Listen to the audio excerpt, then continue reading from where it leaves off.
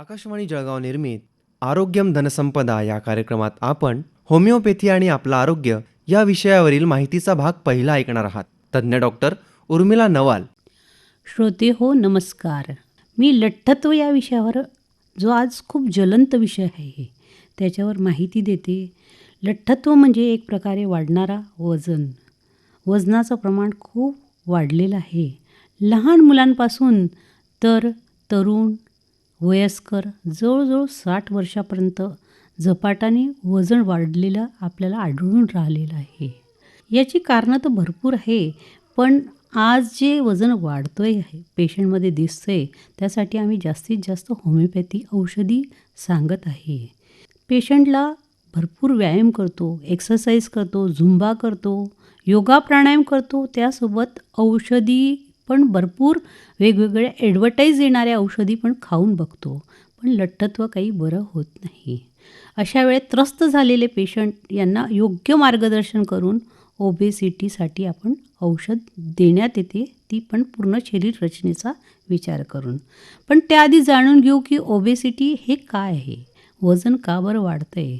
लहान मुलांपासून तर वयस्करमध्ये हा वजन वाढायची प्रक्रिया फार मोठ्या प्रमाणात आढळून राहिली आहे. बरं, लहान मुलांमध्ये वय कमी असताना का बरं वजन वाढत आहे, हा विचार करून केला तर लठ्ठत्व मुलांमध्ये शक्यतोवर मोबाईलचं जास्त प्रमाण, तसंच फिजिकल ॲक्टिव्हिटी किंवा शारीरिक श्रम किंवा फिजिकल मैदानी खेळ फार कमी खेळण्यात येत आहे. आणि मुलांना आपण म्हणतो की चूप राहा, शांत राहा, कारण स्वतःला सुद्धा आपल्याला मोबाईल पाहायची इच्छा असते. त्यामुळे तो तिथल्या तिथं राहतो आणि एकदा वाईट सवयीकडे गेलेला व्यक्तीला आपण खूप काही केलं तरी तो त्यापासून दूर होण्याची शक्यता फार कमी असते. त्यामुळे तुम्ही ओबेसिटी टाळायचं असणार मुलांमध्ये तर फास्ट फूड, बसून राहणे, मोबाईल कमी पाहायला, हे फार आजच्या काळाची गरज आहे.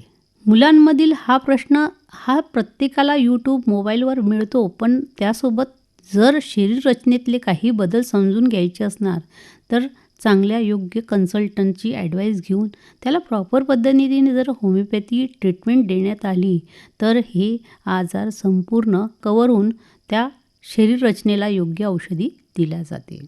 तरुण वयाचा विचार केला तर तरुण वयातही तोच प्रश्न आहे. आज प्रत्येकजण शिक्षण करून जॉब करतो. जॉब केला म्हणजे एक ऑफिशियल वर्क आहे. फिजिकल ॲक्टिव्हिटी फार कमी.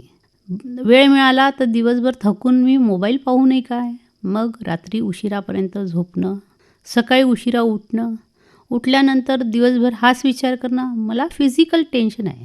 बॉडी ॲक्टिव्हिटी फार कमी होते.